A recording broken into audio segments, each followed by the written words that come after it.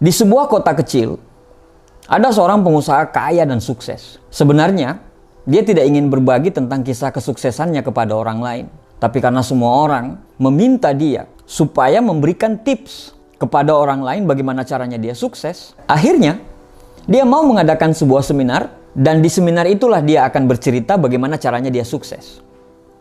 Waktu yang sudah ditentukan, banyak sekali sudah yang datang. Ribuan orang yang berkumpul, bahkan mungkin ada sekitar 1000-an orang. Mereka berkumpul dalam satu ruangan. Semua orang kelihatan antusias untuk mendengarkan bagaimana caranya supaya pengusaha tadi itu bisa sukses. Mereka ingin belajar dari pengusaha itu. Panggung sudah disiapkan, mimbar sudah rapi. Akhirnya, waktu yang ditunggu-tunggu datang juga. Sang pengusaha pun naik ke atas panggung dengan membawa palu kecil. Dia berkata kepada panitia, "Tolong ambilkan batu saya yang saya bawa dari rumah di belakang panggung." Panitia pun mengangkat batu yang sebesar kepala manusia. Batu tersebut diletakkan di atas mimbar. Kemudian pengusaha tersebut mulai memukul batu tersebut dengan palu kecil itu. Tanpa bicara, dia terus memukul batu tersebut. Tok, tok, tok. Semua orang heran, bahkan saling berpandangan. Tok, tok.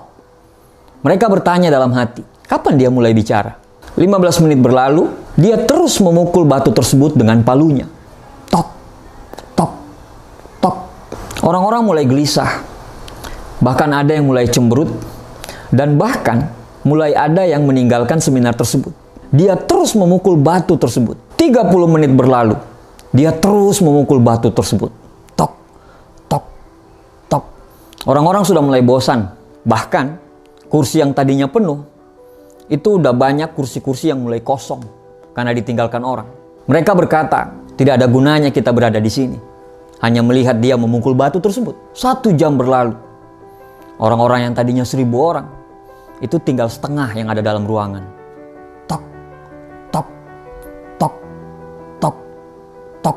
Dia terus memukul batu tersebut secara konsisten, tanpa bosan, dan tidak pernah berbicara.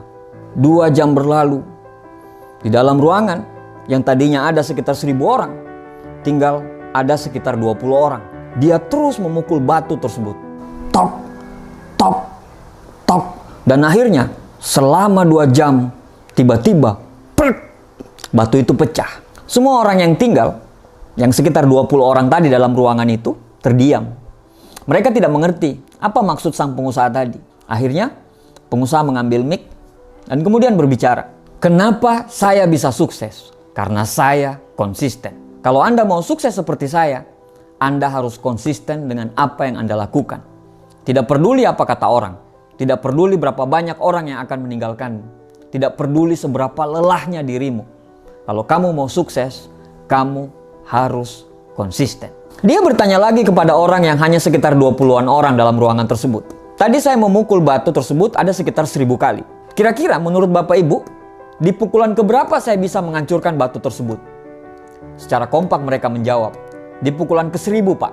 Dia tersenyum dan mengatakan, tidak.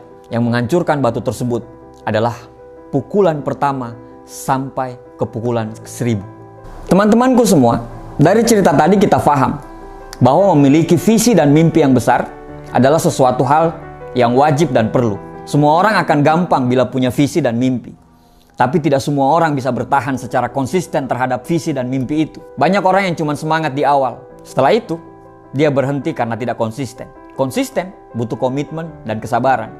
Konsisten butuh keberanian. Konsisten adalah kunci. Kalau kita tidak konsisten, seberapa hebat pun kita, maka kita tidak akan menjadi apa-apa. Jika sesuatu Anda anggap serius, maka konsistenlah. Karena orang yang bijak adalah orang yang akan merasa malu jika tindakannya tidak lebih besar daripada ucapannya. Konsisten itu tidak mudah, tapi bukan berarti tidak bisa dilakukan. Mulai saja dulu.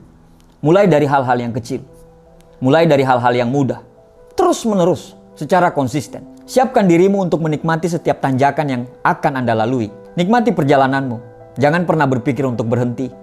Nikmati setiap lantunan masalah, hambatan, dan rintangan yang akan Anda hadapi.